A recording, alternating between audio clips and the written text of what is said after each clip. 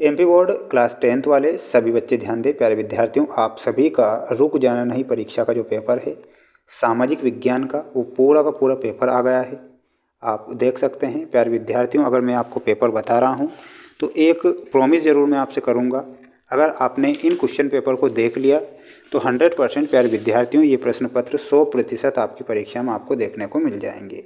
ठीक है, तो अच्छे से इन प्रश्नों को याद करिए। पेपर जब हाथों में होगा तो पहला ही प्रश्न आपको देखने को मिलेगा कि विश्वकोश नामक ग्रंथ की रचना किसने की थी। प्यारे विद्यार्थियों, विश्वकोश नामक ग्रंथ की रचना किसने की, तो यहाँ पर आपको क्या लिखना है, दिदेरो ने विश्वकोश नामक ग्रंथ की रचना की थी।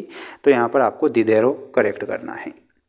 भारत में बाघ रिजर्व की संख्या कितनी है, तो प्यारे विद्यार्थियों कितने बाघ रिजर्व हैं, तो यहाँ पर आपको 50 बाघ रिजर्व बताना है सभी विद्यार्थियों को।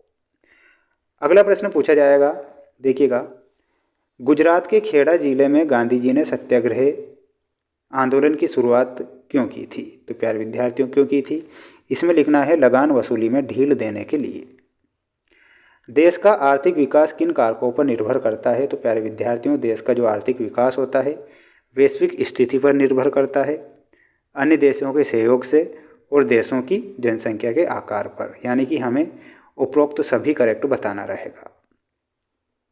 अगला देखिएगा, भारत में बैंक जमा का कितने प्रतिशत भाग अपने पास रखती है, तो प्यारे विद्यार्थियों अपने पास कितना रखेगी, 15% रखेगी। निम्नलिखित में से कौन सी भारतीय कंपनी बहुराष्ट्रीय कंपनी के रूप में उभर चुकी है, तो एशियन पेंट, रेनवैक्सी और टाटा मोटर्स, यानी कि तीनों ही हमारा सही उत्तर होगा।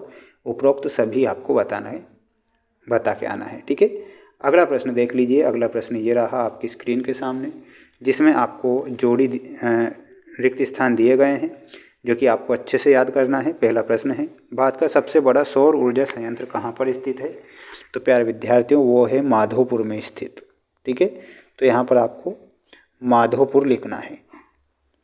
कपास का पहला प्रतीक है, तो जो कपास है वो किसका प्रतीक है, इसमें आपको लिखना है नए युग का। ठीक है, नए युग। ग्लिड्स के संगठक होते थे, तो ये किसके संगठक होते थे, ये उत्पादकों के संगठक होते थे। तो यहाँ पर आपको लिखना है उत्पादकों। श्रीलंका में गृह युद्ध की समाप्ति कब होती है, तो गृह युद्ध की समाप्ति हुई थी श्रीलंका में सन 2009 में।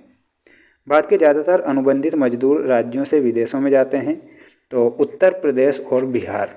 तो यहाँ पर क्या लिखना है, यूपी हो जाएगा और बिहार हो जाएगा। सन 2016 तक देश विश्व व्यापार संगठन के सदस्य थे, तो कितने थे, 165। तो यहाँ पर आपको 165 याद रखना है। जितने भी बच्चे वीडियो को देख रहे हैं तो प्यारे विद्यार्थियों चैनल को जरूर सब्सक्राइब कीजिएगा।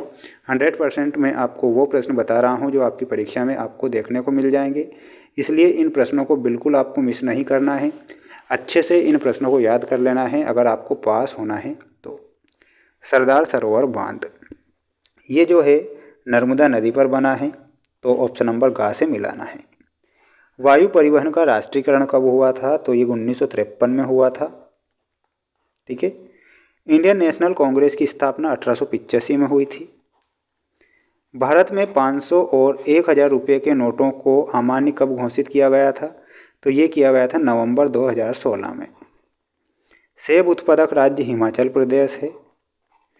स्पिनिंग जेनी में आपको ऊनी धागे बनाने की मशीन से मिलाना है। ठीक है, अब आप सभी बच्चे इसका एक स्क्रीनशॉट ले लीजिए, अच्छे से इन प्रश्नों को पढ़ लीजिए, याद कर लीजिए, रट लीजिए, क्योंकि पेपर आपका यहाँ से बाहर नहीं जाएगा। भिलाई इस्पात कारखाना ग्रेट ब्रिटेन के सहयोग से स्थापित किया गया था, तो प्यारे विद्यार्थियों ये आपको गलत बताना है।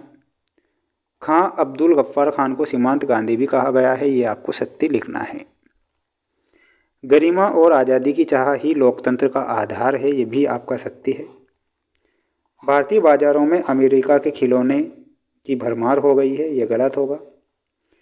मानव द्वारा विकसित किए गए संसाधन जैसे भवन, सड़क, गांव आदि मानव निर्मित संसाधन हैं, ये आपका सत्य है। कोलकाता में पहली जूट मिल लगाने वाले व्यवसायी हुकुमचंद थे, ये आपको सत्य बताना है।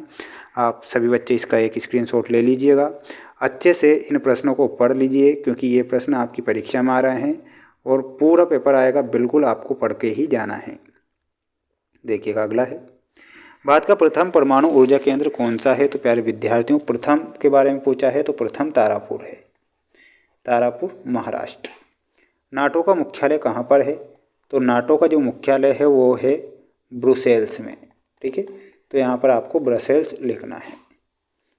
किस देश में एकल पार्टी सिस्टम है? तो प्यारे विद्यार्थियों, उस देश का नाम लिखना है चाइना, चीनी। भारत में सर्वप्रथम लोहा इस्पात का कारखाना कब और कहाँ पर स्थापित किया गया था? तो प्यारे विद्यार्थियों, 1864 आपको लिखना है, 1864 में, और स्थान था कुल्टी, कुल्टी जो कि कहाँ पर है? पश्चिम बंगाल में है। किन्हीं दो देशों के नाम बताइए जहाँ पर मजबूत लोकतंत्र है। तो एक देश हो जाएगा आपका इंग्लैंड और दूसरा देश हो जाएगा आपका अमेरिका। देश में भूमिगत रेलें कहाँ चलाई गई थी? तो वो चलाई गई थी कोलकाता में, तो यहाँ पर आपको कोलकाता लिखना है। अब आप सभी बच्चे इसका एक स्क्रीनशॉट ले लीजिए, अच्छे से इन प्रश्नों को याद कर लीजिएगा। प्यारे विद्यार्थियों, 4 मोस्ट इम्पोर्टेंट सेट पेपर मैं आपको चैनल पर बता रहा हूँ। 4 सेट पेपर अगर आपने देख लिए तो प्यारे विद्यार्थियों बिल्कुल 100% पेपर आपकी परीक्षा में छप जाएगा। मिलते हैं नेक्स्ट वीडियो में। जय हिंद।